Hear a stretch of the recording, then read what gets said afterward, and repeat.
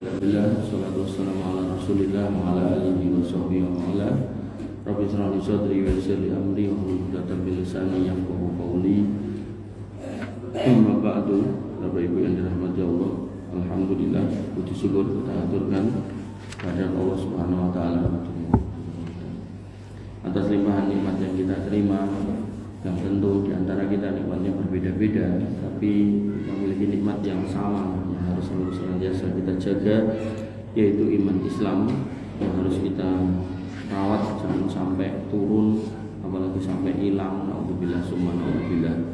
Dan di antara bentuk penjagaannya adalah kita belajar lagi tentang agama kita, mengenal lagi, karena termasuk bentuk atau cara atau wasilah keimanan itu menjadi turun adalah masuknya harta-harta haram, makanan-makanan haram dalam perut kita.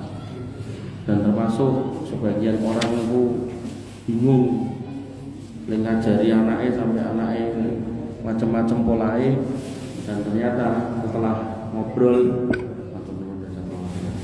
ujung-ujungnya sajannya itu cuma urusan makan. Jadi orang tuanya tidak peduli harta haram, kemudian dimakan oleh anak istrinya, kemudian susah diatur semuanya, diajak ibadah susah, diajak ngaji susah. Makanya Bapak Ibu yang dirahmati Allah, harta haram itu benar-benar berpengaruh kepada keluarga kita, diri kita, menjadikan kita malas untuk beribadah dan seterusnya. Maka pentingnya kita memahami mana yang dilarang oleh Allah dan Rasulnya, agar jangan sampai itu kita konsumsi, bahkan dikonsumsi oleh anak dan istri kita. Alhamdulillah, alhamdulillah. Bapak Ibu yang dirahmati oleh Allah Subhanahu wa taala, kita pada pertemuan yang lalu membahas tentang alkohol, ya. Di mana alkohol dalam kitab ini sebenarnya dalam ilmu kimia itu ada banyak. Ada etanol, ada metanol, dan isopropil alkohol. Di mana etanol ini yang kemudian biasa jadi homer itu yang memabukkan.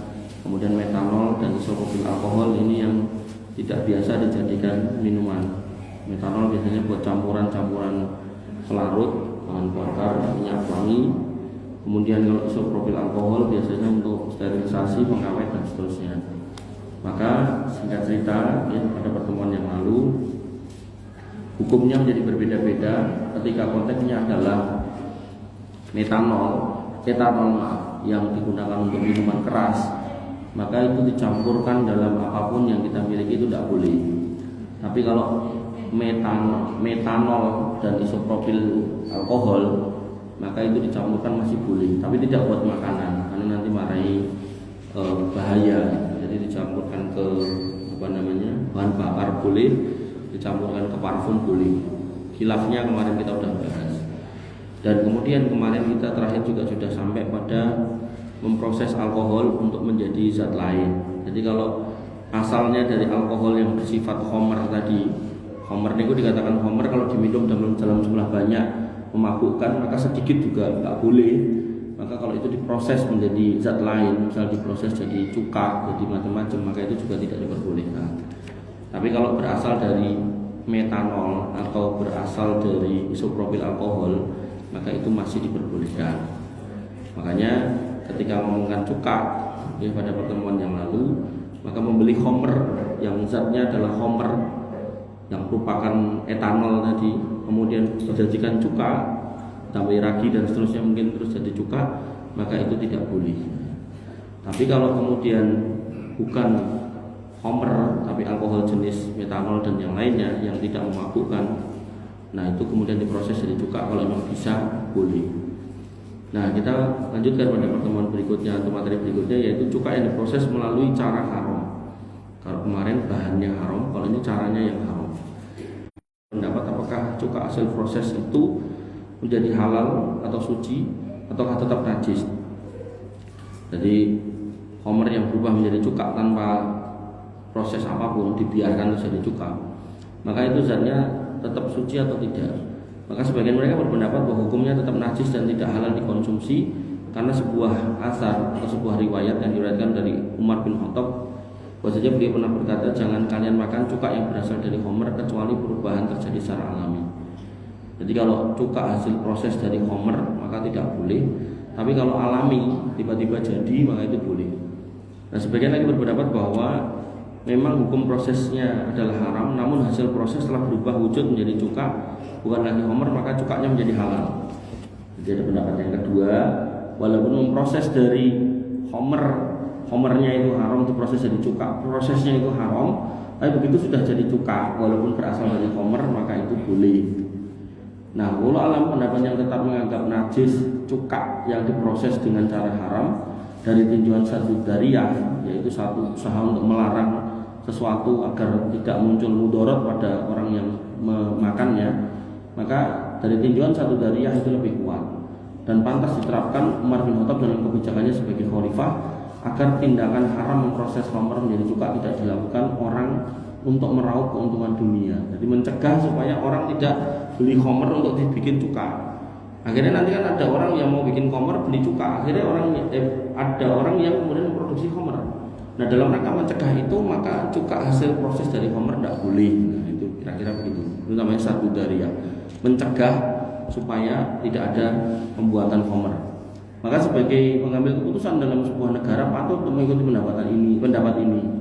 Adapun dari tinjauan dalil pertama yang menghalalkan cuka yang diproses dari khamr lebih kuat, karena memang khamr telah berubah menjadi cuka dan cuka hukumnya halal, yang diharapkan hanyalah prosesnya dan bukan cukanya. Nah, gampangnya itu. Jadi kalau ya tahu ngecek ya, dalam itu ya tak cek. Sing bakul bakso niku ten cuka niku tulisan halalnya napa mboten? Ada. Nah, amane niku dadi jenengan nek pundhut cuka niku mangkat dosis sing tulisan halal ya. Karena jenengan nek pengen memastikan iki cuka ini prosesnya dari khamr atau enggak kan jenengan tidak tahu. Nah, karena tidak tahu maka dikembalikan kepada produsennya. Nah, produsennya wajib mencari sertifikasi halal. Delalah jenengan ada di negeri yang baik. Yang baik pripun, yang di dalamnya ada lembaga khusus mengurusi urusan halal. Itu lembaga ini khusus Pak, badan penyelenggara halal apa. Sing ketuane itu lho. Haikal Hasan itu. Nah, Haikal Hasan. Jadi bejo jenengan.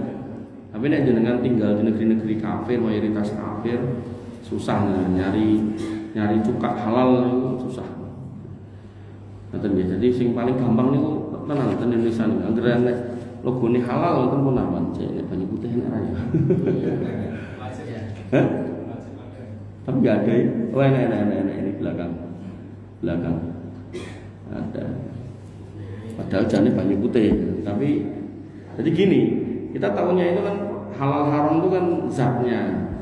Sebenarnya prosesnya itu juga bisa menjadikan halal haram. Misalnya niki banyu, bener banyu putih. Tapi dia nancapnya sumur ilegal. Nah, itu haram itu. Haram bukan zatnya, haram proses dia gitu. Makanya sebenarnya proses sertifikasi halal itu sekarang itu berkembang tidak cuman pada zatnya, tapi prosesnya. Makanya nanti jangan ampun kaget nemu enten pralon, enten label halale.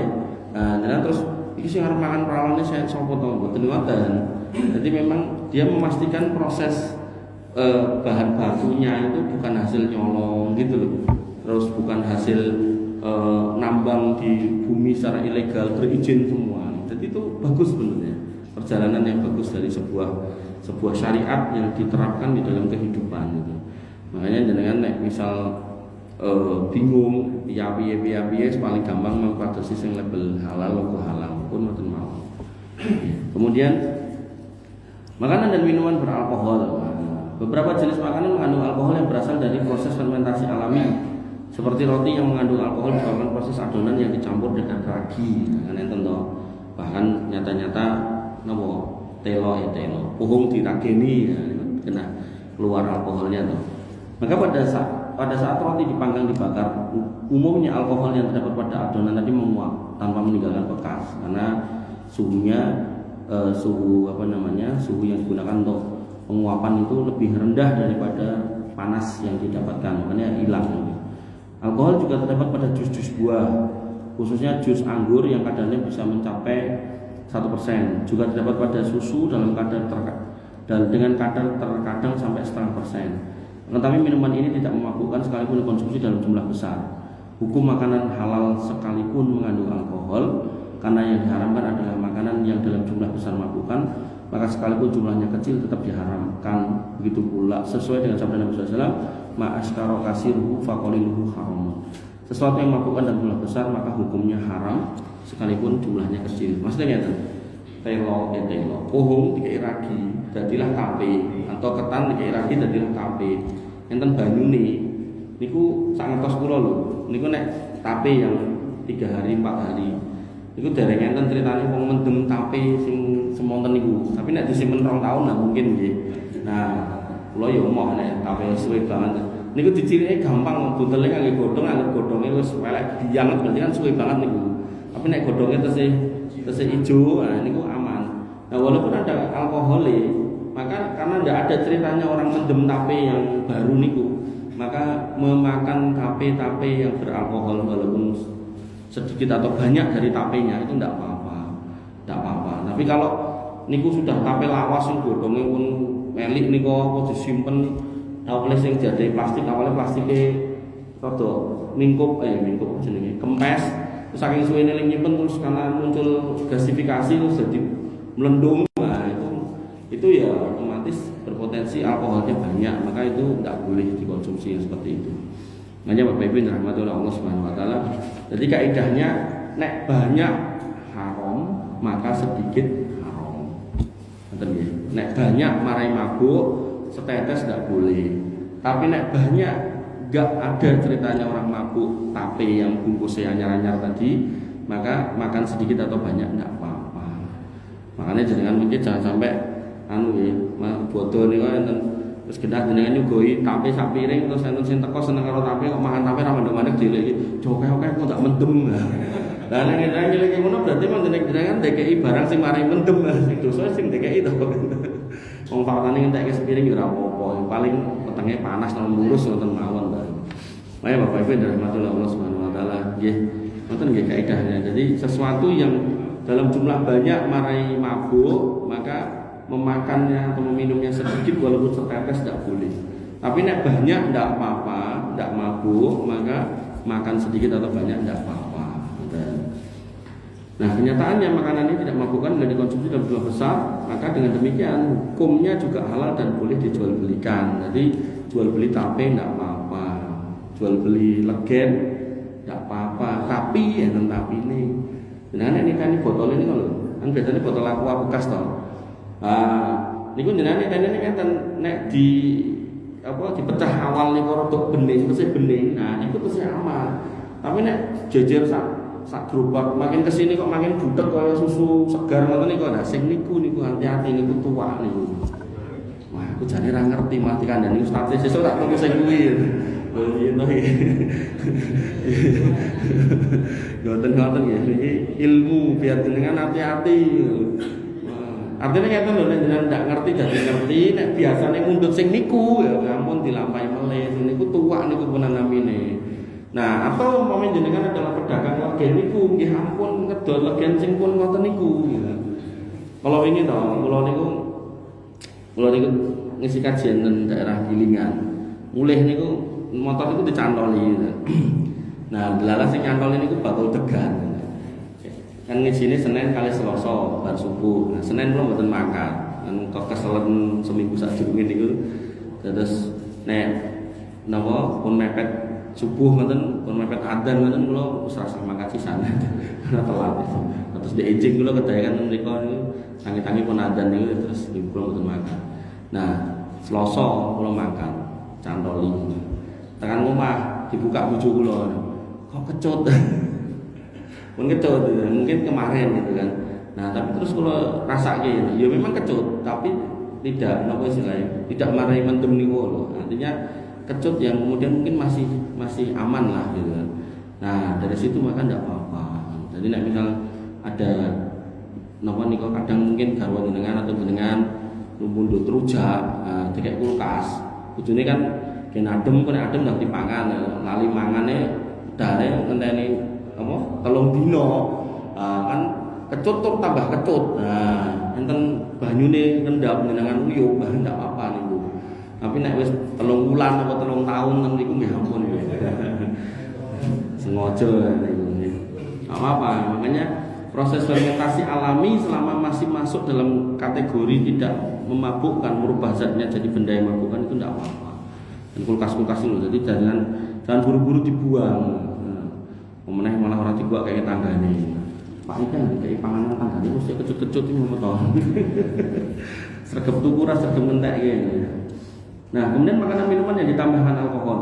Maka alkohol digunakan secara luas dalam industri pangan sebagai zat pewarna, rasa, dan bau agar menarik untuk dikonsumsi.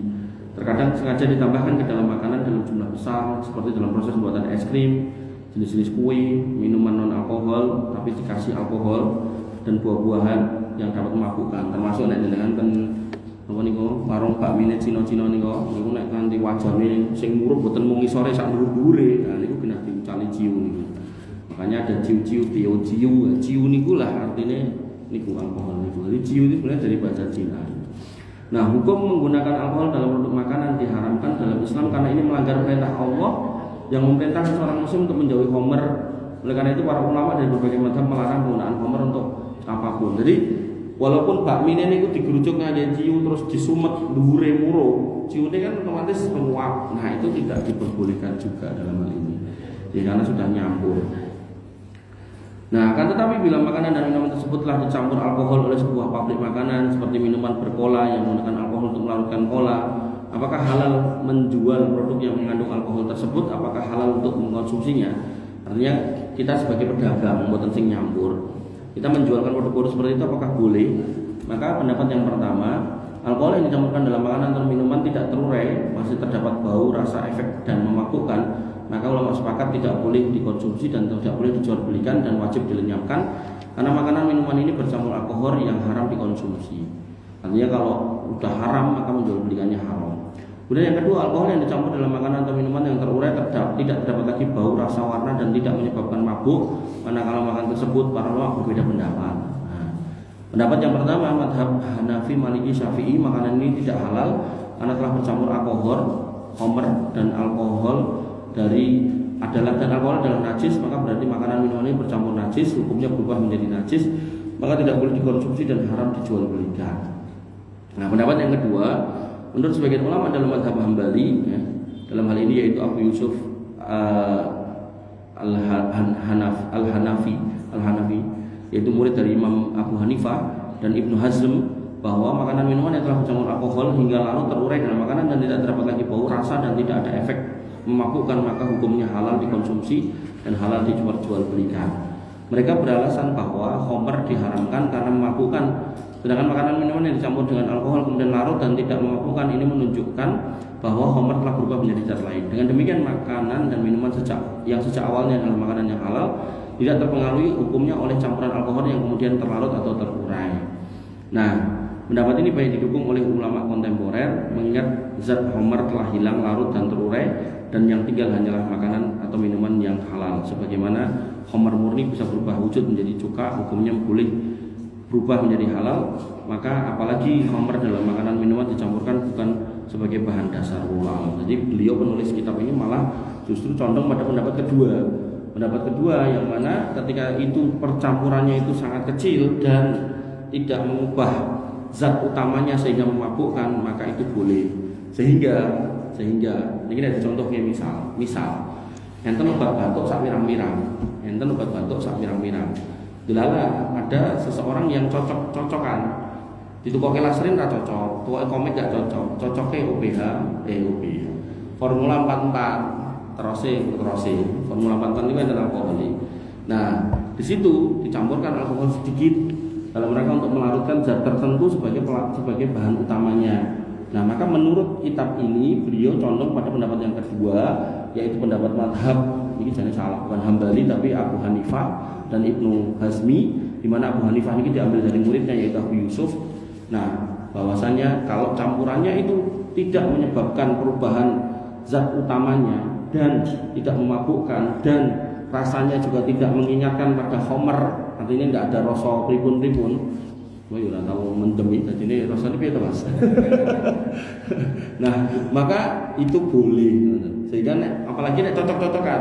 Ternyata jenengan nganggo sing asrin ra cocok, komik ra cocok, jenengan ra cocok, cocoknya sing niku lah. Terus jenengan bukanya kan alkohol misalnya. 2%. 2% itu volume, bukan kadar alkohol, tapi alkohol yang dicampur itu 2% dari volumenya gitu. Nah, itu boleh menurut kitab ini.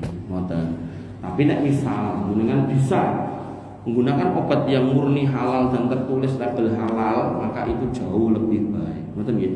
Jadi ampun minggring-minggring masuk ke wilayah itu kalau memang masih bisa dengan yang lebih baik. Gitu. Termasuk tadi dengan nek jajan mie kompore murup wajane murup ing dhuwur niku. Niku nek emang ngoten niku, mending golek sing liya mawon. Mboten sase ngoten niku. Nah ketok piye? Lah piye ya dicari padha wae to. Ya, rasane paling mirip-mirip. Bapak Ibu dirahmati oleh Allah Subhanahu wa taala. Nah, ini secara khusus ada pembahasan tentang obat-obat yang beralkohol. Yang pertama, penggunaan khamr alkohol murni sebagai obat. Dari penjelasan sebelumnya diketahui bahwa khamr haram digunakan. Namun bagaimana hukumnya menggunakan obat sebagai penyembuh penyakit tertentu yang di dalamnya ada khamrnya? Bila ada suatu obat selain khamr untuk semua penyakit, semua ulama sepakat hukumnya haram menggunakan khamr sebagai obat. Jadi kasus kemarin tentang babi, vaksin yang diambil dari babi itu ulama sepakat itu haram hukumnya. Tapi nek misal belum ditemukan vaksin dari selain babi, maka mau nggak mau dalam konteks penyakit itu, bukan semua gitu, konteks penyakit itu. Kemarin contohnya adalah vaksin meningitis yang orangnya bisa terkena serangan selaput otak gitu kan, yang bisa mati juga orangnya dan itu menular. Maka kalau memang pada zaman itu belum ada, dan faktanya saya pernah dengar di satu televisi itu seorang salah satu anggota majelis ulama yang betul itu. Ini pada zaman itu memang belum ada, makanya pakai app yang babi itu. Jadi haji-haji yang pertama kali muncul vaksin meningitis pertama itu kena suntiknya itu suntik vaksin yang babi itu, maka itu darurat hukumnya. Termasuk COVID kemarin pas awal-awal muncul vaksin, makanya tidak usah nanya ini dari babi apa enggak. Kalau emang belum ada dari yang halal adanya yaitu ya sudah tidak apa-apa karena jatuhnya di darurat. Nah begitu sudah ada yang lain, bila ada obat selain khamr untuk semua penyakit, maka semua ulama sepakat yang pakai khamr, pakai babi itu haram. Tapi bila tidak ditemukan obat lain yang cocok untuk penyakit tersebut kecuali khamr, maka ulama berbeda pendapat. Pendapat pertama Ibnu Hazm dan sebagian ulama Syafi'iyah membolehkan, kayak yang tadi itu. Karena penderita tidak menemukan obat yang cocok selain khamr, yang berarti penderita penyakit dapat dianggap dalam keadaan darurat.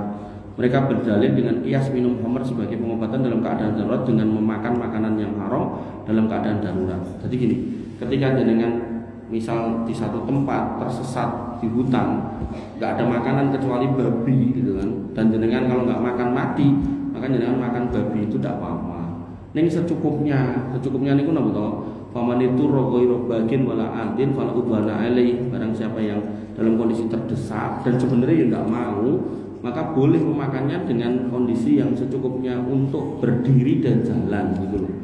Tapi nek kemudian niku babine utuh bobotnya 150 kilo, dipangan secuil iso ngadeg baru kuwi sisane digo mulih goleh-oleh, nah ndak boleh.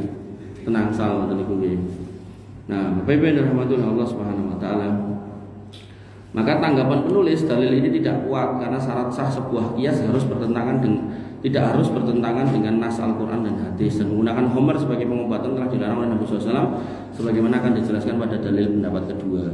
Jadi ditanggapi ngeten iki jadi dia konsisten, beliau nggak konsisten sama sebelumnya, tapi ya tidak apa namanya penulis ya. Kemudian pendapat yang kedua, mayoritas para ulama dari mazhab Hanafi, Maliki, Syafi'i, Hambali mengharamkan penggunaan khamr sebagai obat sekalipun dalam keadaan darurat, dan pendapat ini merupakan keputusan Al-Majma' Al-Fiqhi Al-Islami pada tahun 2002. Sabda Nabi SAW saat ditanya oleh seorang sahabat yang bernama Thariq bin Suwaid tentang hukum membuat khamr, maka Nabi SAW melarangnya. Thariq menjelaskan bahwa ini untuk obat. Nabi SAW bersabda, innahu laisa bidda'in walakinnahu da'un. Sesungguhnya khamr itu bukan obat, tetapi khamr adalah penyakit. Sehingga meminum khamr untuk obat tidak bisa dikiaskan memakan babi untuk makan dalam kondisi darurat. Beda. Nanti khamr itu tidak bisa menjadi obat buat kamu, tapi justru akan menjadi penyakit. Juga dikatakan bahwa saat seorang anak Ummu Salamah menderita sakit, Ummu Salamah membuat ramuan arak di sebuah wadah, maka Nabi masuk ke rumahnya dan menanyakan isi wadah itu. Kemudian Ummu Salamah memberitahukan bahwasanya isinya adalah arak. Kemudian Nabi SAW bersabda, innallaha lam yaj'al sifaa lakum fima harrama alaikum. Sesungguhnya Allah tidak akan menjadikan kesembuhan dari penyakit yang kalian alami dari benda-benda atau zat-zat yang diharamkan. Maka dua hadis di atas sangat jelas dan tegas menyatakan haram hukumnya menggunakan khamr untuk pengobatan sekalipun dalam keadaan darurat. Dengan demikian haram juga hukumnya menjual khamr sekalipun untuk obat. Ini maksudnya adalah obat dalam yang diminum. Nah, sehingga dengan kaidah yang beliau bikin atau beliau tulis ini, maka kembali ke obat-obat batuk tadi, maka kalau memungkinkan dengan tetap minum yang tidak ada khamrnya. Nah, paling gampang sebagai orang awam dengan cari yang ada logo halalnya pun itu sing paling gampang. Dan sebenarnya produsen itu nek beralasan wegah sertifikasi halal karena mahal itu nek menurut saya itu mengada-ada. Karena nanti kalau dia sampai laku berarti terus dapat penghasilan itu murah, nggak tahu sertifikasi halal sak juta 12 juta satu produk. Oh, 12 juta itu untuk banyak. Artinya nek dibagi per satu ini kan paling ketemunya piro sih 500.000 palingnya. Nah, iya murah. Jadi yang saya tahu itu pemerintah itu nek membuat sertifikasi gitu enggak akan memberatkan karena ngerti supaya bagaimana ekonomi itu hidup. Nek digawe larang itu enggak ini. Ya saat ini kayak kasus udang niku cesium 137 niku nek gak salah niku sertifikasinya itu cuman enggak nyampe sejuta kok 750. Padahal niku nek sak kontainer niku untungnya ratusan juta. Ning yo kuwi mau kadang itu males kelangan walaupun cuma 1 juta 2 juta gitu loh. Akhirnya masuk Amerika dicek sama mereka loh, enak cesium ekon balik gitu, malah rugi tuh banyak loh. Makanya orang punya pengusaha yang cerdas itu paling aman itu sertifikasi yang ada itu diikuti aja gitu. Kayak kemarin saya ada mahasiswa akupuntur itu datang loh. Mereka kemudian ngomong ke temennya, awake dhewe iki nek urung lulus praktek akupuntur gak apa-apa. Carane melu wae pelatihan untuk sertifikat kuwi sing dienggo patokane. Delalah kok ya delalah. Tadi sore itu saya lihat internet itu ada dari asosiasi pekerja akupuntur terapis itu yang mengatakan bahasanya menurut undang-undang nomor sekian-sekian dicantumkan itu undang-undang. Bahwasanya yang namanya terapis akupuntur itu minimal harus lulus D3 akupuntur, terus harus punya surat izin praktek akupuntur, terus harus ini syarat-syarat tak kirim udah gitu. Karena gini, itu kaitannya sama nyawa. Kalau kemudian salah judul, salah coblos dan beritanya sudah banyak, pengen mari asma nih malah raiso ambekan gitu. Pengen mari stroke nih malah stroke total gitu kan. Makanya dengan ngapunten ya yang seneng sama terapis ngoten niku jenengan harus hati-hati ya. Apa ini? Nek mau pijet sih monggo lah, tapi kalau sudah kontaknya mulai nyoblos memasukkan obat itu kan jenengan pastikan itu orang-orang yang benar. Dan Nabi sudah mengingatkan ya, idza usidal amru ila ghairi ahliha fantadiri sa'ah. Kalau urusan itu diserahkan pada yang bukan ahlinya ya tunggulah kehancurannya. Nah, hancur macam-macam. Konteksnya makanan yo keracunan, konteksnya pengobatan yo malpraktek gitu kan. Maka hati-hati. Bapak Ibu rahmatullah Allah Subhanahu wa taala. Berikutnya obat yang mengandung alkohol sebagai bahan tambahan, jadi bahan utamanya. Ini bahan tambahan. Bila khamr atau alkohol hanya sebagai tambahan dalam obat, seperti tambahan untuk melarutkan zatnya, atau ditambahkan agar obat seperti sirup memiliki bau yang lebih menarik untuk diminum, atau sebagai bahan pengawet obat, bagaimana hukumnya? Maka disebutkan oleh ulama Syafi'iyah yang wafat pada tahun 977 yang bernama Al-Imam Syarbaini. Beliau berkata dalam kitab Al-Mughni Al-Muhtaj, dia berkata bahwasanya perbedaan pendapat ulama hanya tentang penggunaan khamr murni sebagai obat. Adapun ramuan yang dicampur khamr sebagai pelarut dalam ramuan itu boleh digunakan sebagai obat jika tidak ada obat lain yang cocok. Sekalipun pengobatan tersebut hanya menyebabkan kesembuhan lebih cepat dengan syarat resep pengobatan tersebut disarankan oleh seorang dokter muslim yang dapat dipercaya. Maka dari perkataan Imam Syarbaini ini tersebut dapat dipahami bahwa boleh menggunakan obat yang bercampur dengan khamr dengan syarat tidak ada pilihan. Jadi pilihan yang halal itu adanya yang haram. Atau penggunaannya berdasarkan petunjuk dokter dan dokternya dokter muslim yang dapat dipercaya. Dengan dapat dokternya muslim gitu kan. Terus dia ngeresepi obat A, ya sudah, bismillah. Mungkin menurut dokternya itu yang paling tepat gitu kan. Dan Anda usah kemudian bertanya ini obatnya kandungannya apa, enggak usah. Kemudian yang ketiga, khamar telah larut di dalam ramuan. Kemudian yang keempat, dalam penggunaan obat ini semua ulama sepakat membolehkannya. Jadi kalau itu bagian dari pelarut maka boleh. Dan kalau memang mau melarutkan obat dengan pelarut, saran saya jangan banyak-banyak. Jadi sedikit mawon gitu loh. Mana bahan yang mau dilarutkan? Misal bahannya ada A, B, C, D. Niku yang butuh dilarutkan atok ya. Ane ini dilarutkan dulu. Begitu sudah larut baru tambah B, C, dan D. Jangan kemudian dicampur ke A, B, C, D. Sehingga otomatis bahan ini sudah bercampur, butuh dilarut ke, otomatis jumlah pelarutnya butuh lebih banyak. Nah, jadi seorang produsen muslim tetap harus mempertimbangkan kalau memang membutuhkan pelarut alkohol itu ya seminimal mungkin. Bahkan kalau memang masih ada alternatif lain, itu alternatif lain itu diusahakan itu yang dipakai. Bapak yang dirahmati oleh Allah Subhanahu wa taala, maka ini adalah hukum mengkonsumsi obat yang mengandung kadar alkohol. Adapun hukum menjual obat yang dicampur alkohol belum tentu dibolehkan, tergantung proses pembuatan obat tersebut. Jika sebelum dikemas alkohol dicampur dalam ramuan yang volume zat airnya sangat banyak sehingga khamar menjadi jumlahnya kecil, maka hal ini diperbolehkan karena sifat najisnya akan hilang berdasarkan pendapat yang menganggap khamar itu najis. Maka jika jumlah volume airnya sedikit, berarti jumlah obat yang bercampur alkohol itu menjadi banyak. Maka ini disebut dengan mutanajis, yang tercemar dengan najis, maka hukumnya tidak halal dijual menurut pendapat yang menganggap najis alkohol. Adapun menurut pendapat yang menganggap alkohol tidak najis, maka halal diperjualbelikan. Nah, makanya tadi saya bilang kalau memungkinkan alkohol ini dicampurkan sesedikit mungkin, maka itu akan menjadi solusi buat mereka yang memang memproduksi bahan yang memang membutuhkan alkohol sebagai pencampur. Intinya, ya, alkohol yang diminum itu memang hukumnya itu detail yang kita sudah bahas. Nah, adapun yang pemakaian luar kayak parfum, pelarut minyak bensin segala macam, maka itu lebih ringan dan kita mulai masuk ke situ. Parfum yang mengandung alkohol. Nah, alkohol juga banyak digunakan dalam proses pembuatan minyak wangi dan sabun wangi agar baunya wangi, merebak dan awet. Pada sebagian minyak kadar alkoholnya terkadang mencapai 80% seperti pada minyak wangi kolon lemari, kolon meja wangi ini. Dan terkadang kadarnya hanya sedikit, tidak sampai memabukkan jika diminum, dan terkadang zat alkoholnya larut dalam cairan minyak. Kalau kita kembali ke yang belakang tadi ada etanol, metanol, isopropil, butanol. Maka yang etanol itu yang ciu itu, yang metanol itu yang tidak diminum tapi buat pelarut toh. Maka ya di sini otomatis tidak bisa diminum gitu. Maka ulama berbeda pendapat tentang hukumnya. Yang pertama, sebagian ulama berpendapat diantaranya adalah lembaga fatwa Mesir, kemudian Syekh Abdullah Al-Jibrin, kemudian Syekh Husam Al-Afanah memfatwakan boleh menggunakan semua jenis minyak wangi yang mengandung alkohol dengan alasan bahwa khamar tidaklah najis, demikian juga alkohol, dan penggunaan minyak wangi bukan untuk diminum. Maka kembali kepada hukum asalnya, boleh menggunakan sesuatu yang tidak terdapat larangan. Jadi ilat hukumnya atau sebab atau alasan hukumnya tidak diminum, karena tidak diminum maka boleh.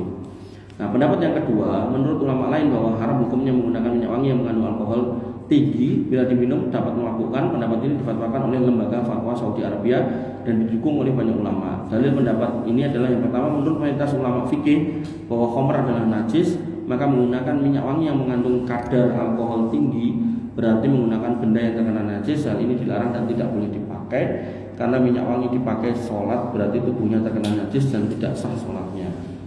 Jadi kalau ada minyak wangi yang campurannya adalah ciu bekonang berarti yang etanol, maka itu najis, tidak boleh dipakai. Tapi kalau campurannya adalah metanol yang memang dia alkohol pelarut, maka itu diperbolehkan.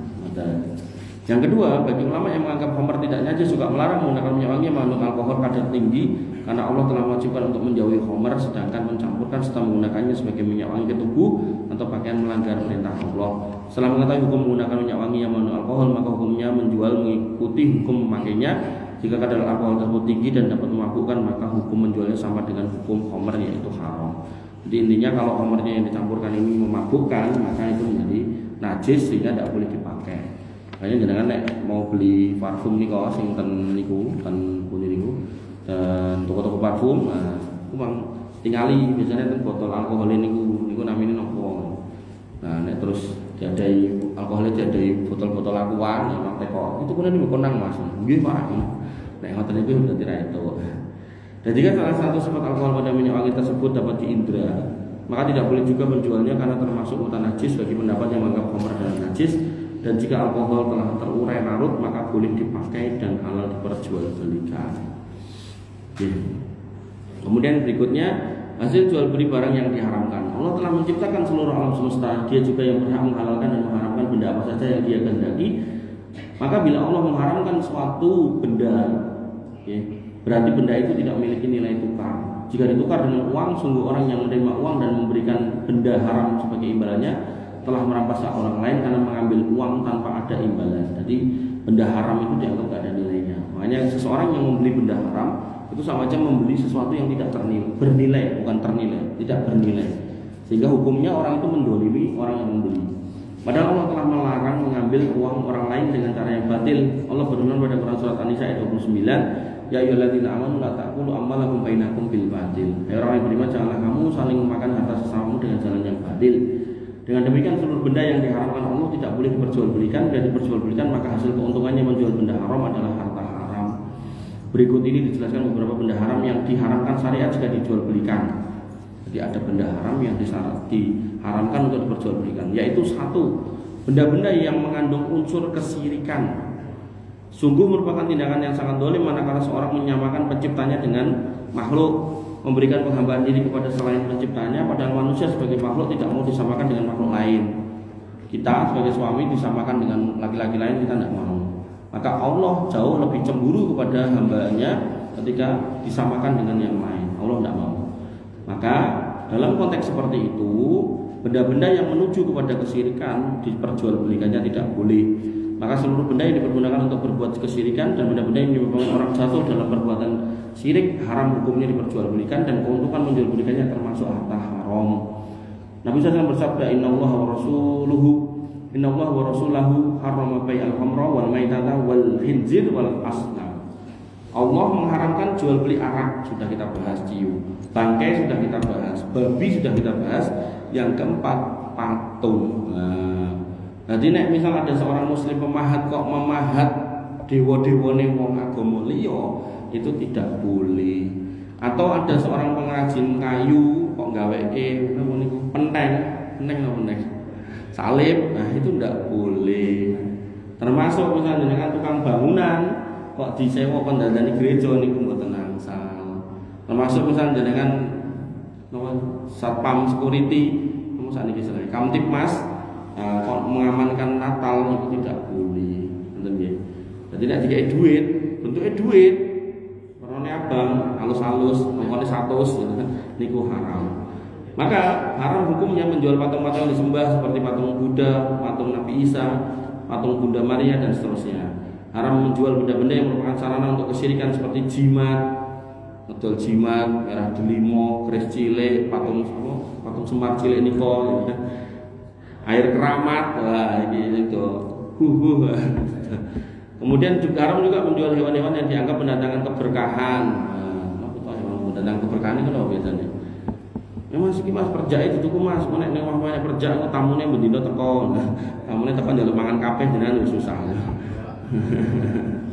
Terus gambar-gambar horoskop, gambar niku rasi-rasi bintang niku kayak Taurus, Pisces, Aquarius, tenang sama niku. Termasuk haram juga menjual benda-benda yang digunakan untuk ritual-ritual kesyirikan. Spesialis pedagang ayam cemani, kulitnya ireng, motone ireng. Kula nembe ngertos lho, nek sak daging-daginge yo ireng lho niku. Lagi paham, mangannya rong tahu. Nek kula biasanya nek mertua kula niku gawe ayam kampung bulu hitam. Nah, jadi dibuboni hitam kados ngono niku. Rawon ngoten niku lho. Nek dagingnya asine yo biasa. Nek cemani niku ternyata yo ireng sak jero-jerone gitu. Napa nggih? Nggih to? Wah, iki tambah lagi ngerti meneh. Nggih. Ternyata kula lugu nggih. Padahal kalau ya suruh mongso banyak membaca, banyak mendengar, banyak melihat, ternyata nek sing luput juga. Oh, ketairan juga tuh.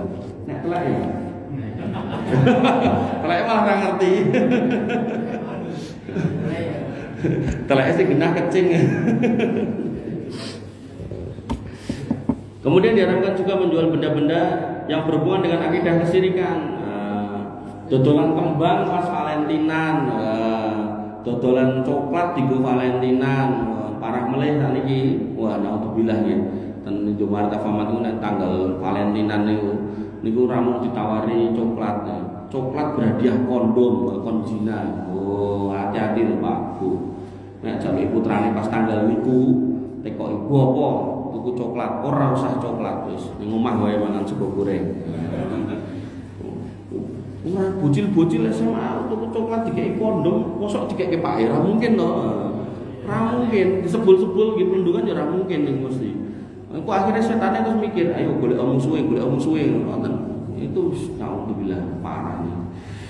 Oke, kemudian menjual pohon Natal yang enggak boleh. Jenengan jualan kembang angsal. Napa to istilahnya bakul kembangnya jenenge napa istilahnya? Floris. Nah, sing nek kembang urip jenenge napa? Enten istilahnya Pak Budi. Tanaman hias ya bila enak istilahnya tapi. Nah, misal niku jenengan wah iki gandeng Natal terus kulaan cemoro, enggak boleh gitu. Enggak boleh. Jadi jenengan dodol cemoro itu boleh, tapi karena ngerti meh Natal terus jenengan kulaan cemoro, enggak boleh. Dongkoten. Jadi nek jenengan dodolan cemoro boleh, tapi nek ngerti meh Natal, permintaan tinggi terus jenengan jualan cemoro, enggak boleh. Kula kei contoh, orang hebat niku namanya Baharudin Lopa. Jaksa Agung hebat. Garwone dodol kembang. Bapake jaksa agung yang insya Allah tidak pernah korupsi. Yang terjadi apa? Meling sama garwone. Mengko nek pelantikan kowe tutupo. Mergone apa? Ndak dituponi nggo dadeke ucapan selamat tinggi Baharudin Lopa. Dia enggak mau. Ngoten. Termasuk Kapolri sing hebat niku Pak Hugeng Iman Santoso. Niku selama jadi polisi. Niku namanya cuma pengen ditulis Hugeng tok. Ning melih engko nek aku mati lagi tulisan komplit.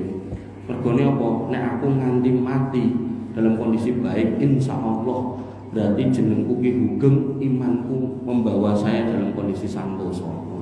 Tulis komplit. Makanya Bapak Ibu yang dirahmati Allah Subhanahu wa taala, nggih, jenengan perlu paham ini. Jadi jenengan misal jualan kembang kok kimeh Valentinan terus kulaan sing akeh, ndak, nek perlu tutup rasa dodol. Nah, jenengan jualan niku mau tanaman hias, jadi jujukan akeh, adalah pas Natalan kok akeh moro, nek perlu tutup mboten sah dodol. Atau nek dodol ora sah dodol sing tinggi wasilah menika. Termasuk kartu ucapan Natal, kemudian jualan logo-logo simbol-simbol agama tertentu, misal Israel niko bintang David niko segi 6 niko bintang 6 sisi niko. Maka haram juga menjual buku-buku yang berisi pemikiran kesyirikan, ateis, komunis, animis, paganis, liberalis, dan semua buku-buku yang melarang akidah. Ini jenenge jualan kitab, buku, niku ampun jualan primbon, ampun jualan buku-buku wonten niku lah ramalan mboten ndak boleh. Nah, Imam An-Nawawi berkata tidak sah menjual buku-buku yang berisi pemikiran kekafiran karena buku-buku tersebut diharamkan, buku tersebut wajib dimusnahkan. Begitu juga buku-buku tentang sihir, sulap, filsafat dan yang lain-lainnya memuat ilmu sesat yang diharamkan. Nah, dulu itu ada seorang pemuda namanya dia punya nama panggung namanya Guntur Bumi, wong Semarang. Gayane sapa ten napa daerah sing dodolan buku-buku ngoten niku lho. Nah, ten niku maca soal mujarobat, soal macam-macam wirid-wirid tertentu yang digunakan untuk mengobati gitu. Terus metode-metode pengobatan. Nah, terus pindah ke Jakarta, bikinlah itu segala macam kegiatan itu. Nah, akhirnya mulai banyak yang berdatangan gitu kan. Nah, terus pasti lain penyakitnya kudu dipindah. Nek nganggo pitik 5 yuta, nek nganggo wedhus 10 yuta, nganggo sapi 50 yuta. Enten nganggo unta bareng ya enten gitu. Nah, engko nek wong sugih banget itu bisa dipanggil ke rumahnya dan khususon pas mlebu omahe adalah sugih tur wedok tur ayu. Jaluk ning kamar lampune dipateni. Nah, mulailah melakukan pelecehan seksual sekaligus nyolong. Nanti pas karo ditambali ngoten niku buka laci ya nek gelang kalung dikantongi. Akhirnya nyemplung penjara. Saniki pun bebas praktek melih. Nah, mulai lagi dodolan melih. Di Mas Kanjeng nggih ngoten. Mas Kanjeng kantongnya dibal-bal untuk duit enggak. Nah, saking bodohnya manusia sampai datang ke situ enggak cuma enggak ada duit, jadi ngomong aku ya iso enggak ada sertifikat. Tenang, go sertifikat dadi meneh 2 3. Ning nek dipikir di logika jenenge sawahku ya terus iso dadi ganda kan ya mungkin gitu loh, Pak. Nek nganti ganda kan ya nggone tanggane kegeser apa kegusur kan gitu. Wonten niku nyemplung penjara. Bareng nyemplung penjara metu, ya sakniki yo gawe wonten niku meneh yo akeh meneh sing teko. Nah, makanya pentingnya berakidah yang lurus, yang baik dan benar itu ngoten niku, Pak. Jadi jangan sampai nggih silau dengan dunia hanya karena urusan dunia kita kemudian menggadekan akidah. Kula nganti batin, sing kula batin ngeten. Mengko nek dajal kuwi teko tenan. Terus wong-wong kuwi terus piye? Karena dajal niku mboten aku sapus Pak, tenang. Ngomong lemah metu duwite, metu emas-emasan metu tenang. Langit metu udan-udan tenang, Pak. Dan itu ndak ada jeda metune sesuk apa sesuk mboten nek njaluk sakniki. Tanduran mati urip kok urip. Kali lan banyu metu. Wah niku tambah ngeri. Makanya Bapak Ibu yang dirahmati oleh Allah, Dajjal itu sedemikian ahlinya, sedemikian hebatnya semua atas izin Allah sampai muncul seorang pemuda yang solih, yang suka ngaji, dan dia pun dibunuh loh, dipecel, dibuat ketan ngulon, diceluk meneh, diuripke tangi, terus diomongi kowe mau urip tak pateni, baru kowe tak pateni tak uripke. Nah, gandeng aku sisa mateni kowe tur nguripke kowe, aku berarti Gustimu sembahan aku. Kata pemuda kuwi, ndak. Justru aku makin mantem nek kowe Dajjal sing tukang ngapusi kuwi soale sing jenenge Allah yang namanya Allah Rabbu itu dia maha sempurna. Delok matamu ki lho loro sijine picek lho. Jadi dia tidak sedang membantah ilmunya dengan ilmu. Oh kowe iso nguripe wong mati, aku ya iso ngono, Pak. Ora adu ilmu, dia cuma mengatakan lho, Allah itu maha sempurna. Delok kamu itu lho, matamu dua satunya sakit. Makanya jenengan nek misale nyali enten yo ning gone dukun, kowe kudu golek sugih lah. Dukune diparani omahe kok gedhe, kan bodoh gitu kan. Yo golek jodoh parane dukun-dukune dudor kawin-kawin lho. Bodoh gitu. Makanya logika sederhana itu hanya akan bisa muncul buat orang-orang yang berakidah lurus. Tapi nek akidah wis bengkok, wis ora gagas. Penting cair, penting entuk, penting naudzubillah. Makanya harta haram ini ya jenengan harus paham agar jangan sampai penting entuk, penting okeh, penting ukuk. Benar-benar harus hati-hati. Kalaupun okeh tapi jalurnya haram, naudzubillah, mendingan okeh ning halal kan ngoten. Wabillahi makaten mugi-mugi bermanfaat. Kira-kira nuwun pangapunten.